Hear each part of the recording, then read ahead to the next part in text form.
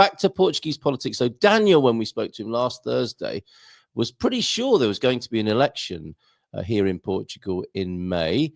And I want to bring you some coverage, some analysis from Natasha Don in the Portugal Resident this morning, as well as I said, talking a little bit about the podcast as well, as we're celebrating our 5th year as Good Morning Portugal. All started on the 10th of March 2020 in earnest. And some of the vibes of the moment feel a lot like they did then. Right, let's look at that political story.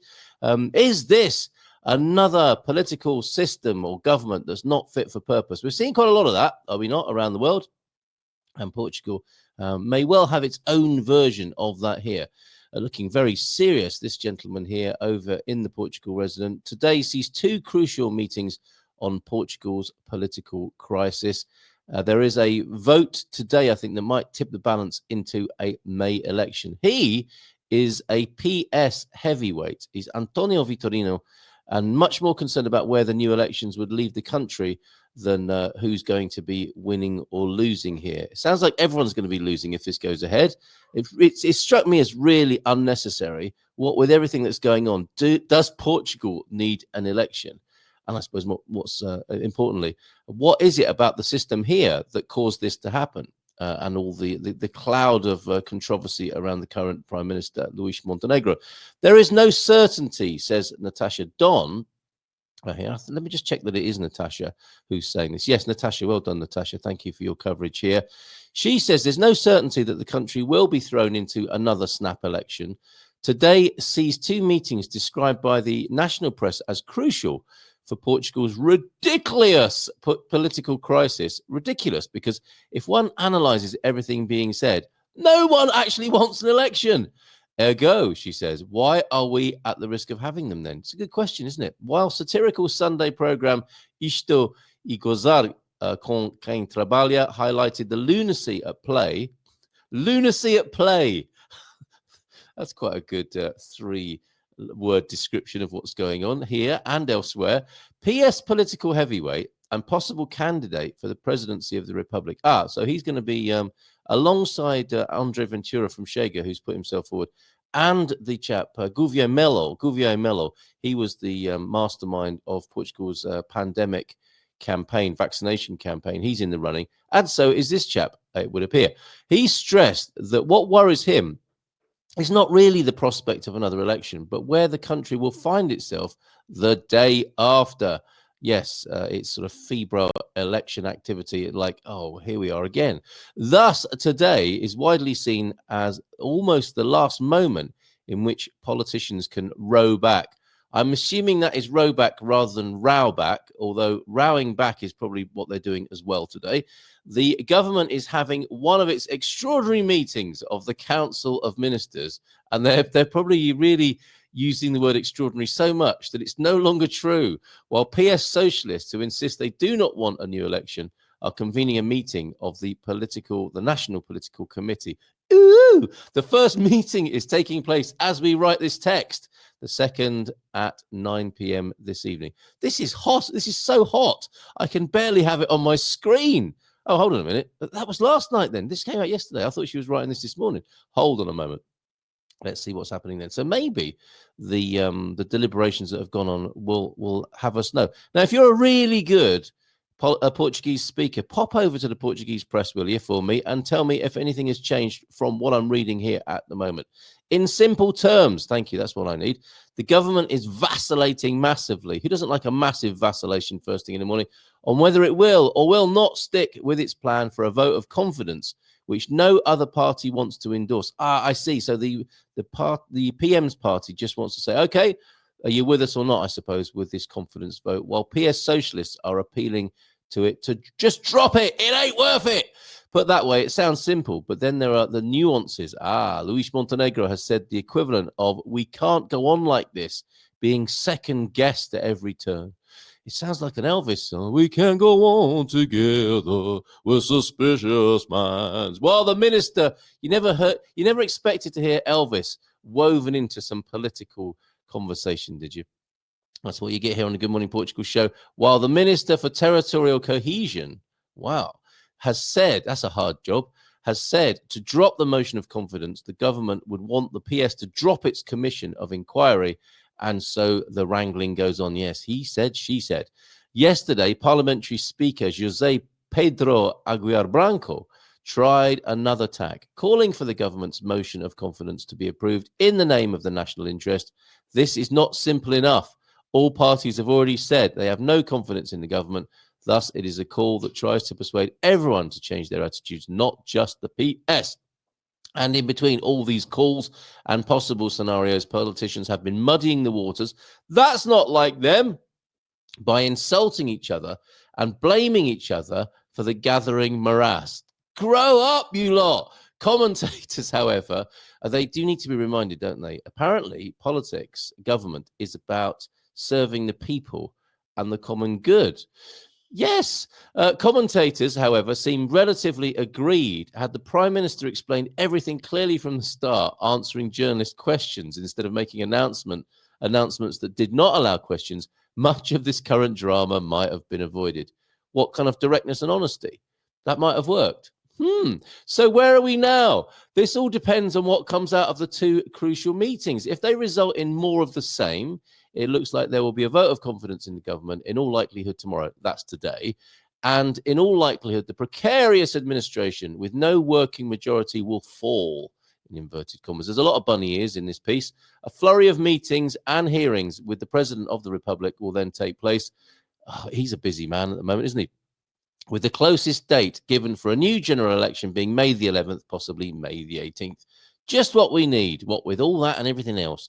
All this came very much out of the blue, with stories broken by tabloid Correia da Manhã about the Prime Minister's family business, yes, Spinum Viva, which that's the name of his family business, which at the time was owned by the Prime Minister's wife and children, raising doubts about compliance with the regime of incompatibilities and impediments for holders of public and political office.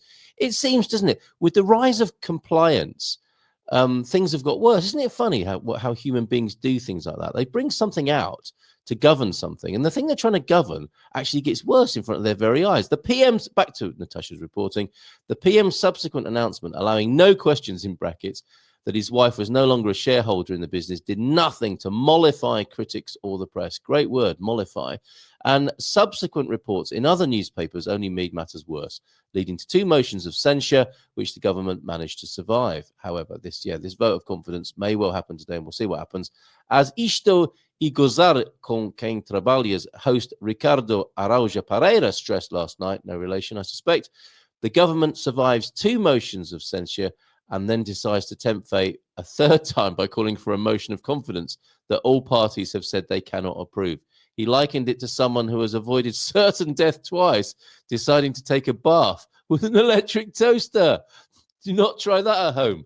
Ridiculous, in other words. The polar opposite of that old British advertising slogan, we don't make a drama. I'll do this in my British voice, shall we? We don't make a drama out of a crisis. I am available for voiceovers. And what is even worse, say commentators and Euro MP João Coutrinho of Figueiredo, you say is the very possible outcome of new elections, another government without a working majority. Ay, ay, ay. Okay, so there you go. Basically, the possibility is of a new election that will have a government with no teeth. Yay, look at this. Back for a few minutes. Time flies. Member for 24 months. Other membership opportunities are available. Please support the Good Morning Portugal show. And that's one of the many ways you can do it, becoming a member over at YouTube. Other options are available. Best way is to join us at gmpvip.com. Pete, are you back as well? T-Duck's back. Pete's back. Excellent. Okay, so there you go. That's your politics. That's where we're at the moment with Portuguese politics. Let's see how everybody's doing in the chat. Bon dia, Gumbers from Jackie. How you doing? 3 days of sunshine this week up here in Ponte Lima. Spring is peeking around the corner. I might have to just drive up there. Finally, I can say Bon dia Alegria or Bon dia Algeria, passing by yours in about an hour. Oh, you are flying over Algeria. Bon dia Algeria. Very good, Peter. I'll wave out the window. Make sure you've got the windscreen wipers on. I suspect a Bon dia Alegria, not an Algeria, from T-Duck. Good to see you back. Parabéns on 5 years of broadcasting from 33 degrees and no wind on the 62nd floor rooftop bar in Bangkok. to wind and rain in Lisbon. Amazing, isn't it? And Diario de Noticias says that Montenegro, the current prime minister, thank you, Sarah, for doing this, most helpfully guaranteed that he will run if indicted, as in run politically or run to the EU for another job. I wonder. That's just me being cynical, though, isn't it? But you mark my words. He may well end up in the EU with a better job if the one doesn't work out here. Right, over to the back to the birthday celebrations. Now, before the fifth, well, we're into our 5th year of Good Morning Portugal here as a live stream. Before that, everything started as a podcast in 2017. And here is you might, if you were a podcast listener, you might be familiar with this label and branding here. And it turns out, I had a little look amid all these celebrations that we've recorded 1,700 episodes since 2017. And it says over on Spreaker that we've reached, do you know, it's actually 444,000 downloads of the podcast of Good Morning Portugal now. It's just that the next milestone is 500,000. Which doesn't seem like it's terribly far away. This week alone, we had 1,300 downloads with a bit of a spike there in the United States, not unsurprisingly. Also Canada. What happens, though, if Americans and Canadians run away from America and Canada to avoid each other and end up living next door to each other in Portugal? And Brazil also up 220. United Kingdom down, interestingly, but only by 33. Also interesting, I think, Google telling me that Good Morning Portugal, if you're a website with if you're a business with a website, it strikes me that no one uses websites anymore except as a kind of virtual business card on the internet. We do, of course, have goodmorningportugal.com, and that had 450 clicks, which I think is quite good. It doesn't sound a lot, but people bothering to go to our website, I think is quite good. So excellent stuff with the podcast. Nice to have the opportunity to look at all these things, which I don't normally look at. So there you go. Thank you to you, the Cinderellas of Good Morning Portugal, who just quietly listen to the podcast in the background and very rarely say anything. Do appreciate you. Thank you so much. And that's where it all began, of course. And more visuals to come, and flashcards, flash words when we were learning a bit of vocabulary, all sorts of things that I've dredged up from the past that we'll use to celebrate our 5th birthday this week. Caldo Verde for you, a little bit of Portuguese culture then before we go talk to the Mama Bear McGowan in the UK, talking about the things that Em uniquely talks about when she joins us this morning, and her recent her experience of going home, as it were, in one sense. I wonder what it's like to be back in the UK. Mrs. M is suggesting we go to the UK. I haven't been for years. Going to find out what that's been like for Em and her reflections on that. Learn Portuguese today. This is a great Substack, another great Substack that I've come across. You see, that's talking about websites.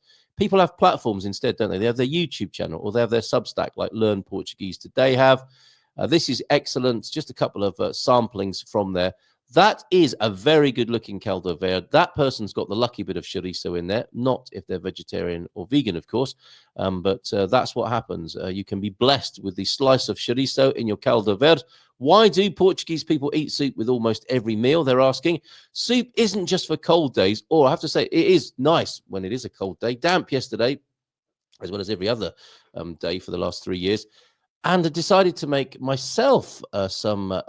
what was it? Leek and potato soup, which was very nice. It warms your bones. Soup, they say here at LPT, soup isn't just for cold days in Portugal. It's a daily staple. From caldo verde to sopa de legumes, it starts lunch and dinner, no matter the season. Skipping soup, that's practically unheard of, they say. And I realize I haven't eaten much soup when I've been out and about in Portugal, but they're right. Learning Portuguese today, people do have it as part of their prato do dia often. And also very helpfully here, have you ever wondered about the difference between este, esse, and aquele? Picking the right this and that. Portuguese has 3 levels of distance for this and that I can share with you this morning. Este, this. You see, when you're pointing to things in the padaria, in the pastelaria, you need this. I've been saying iso, este, esse. I've been saying, I try any of these and hope that it's okay. It tends to be. I mostly get the thing I'm pointing at. And I sometimes, when I'm playing that, can you say Russian roulette anymore? When I'm playing bakery Russian roulette and just pointing at things, even if they give me the wrong thing, I just think, okay, well, the universe wants me to try that today. And I don't make too much of a fuss because I'm British as well. Este then is this, close to the speaker. Este livro aqui, the book here, or pastry. Let's substitute the things that we're really interested in here. Esse, that, close to the listener. So this and that. Esse livro, ali, should that be? Or aí, that book near you. And aquela, that, far from both of us. Like over there, là-bas, you might say in French. Aquela livro ali. Ali is a good word, isn't it? That book over there. Get this right, and your descriptions become way more precise. And I suspect it's one of the things whereby a Portuguese person knows that you're a foreigner when you're pointing over there saying this. When you get what I'm saying. So esta, this, close to the speaker. Essa, that, close to the listener. And over there, aquela, that, far from both of us, is aquela. Get this right, and your descriptions, say Learn Portuguese Today, become way more precise. Subscribe to them over at Substack. There you go. Not going to bother to look at the weather. We're going to go instead to Good Morning Portugal coverage now, and our special guest this morning, Mama Bear McGowan first, and Gilda a little bit later on. Here she is. Let's give her a nice big round of applause and bring her onto the screen, live from the United Kingdom. How are you? Tudo bem? Good morning. Good morning. Oh, I think your pacing there is urging me to calm down a little bit after that furious 20 minutes of political coverage. I've had 3 shredded wheat, as you can possibly tell, this morning. How are you this morning? And I do appreciate the invitation to calm down a little bit. I'm all good. All good. And just a nice, gentle day. Good, gentle start to the day.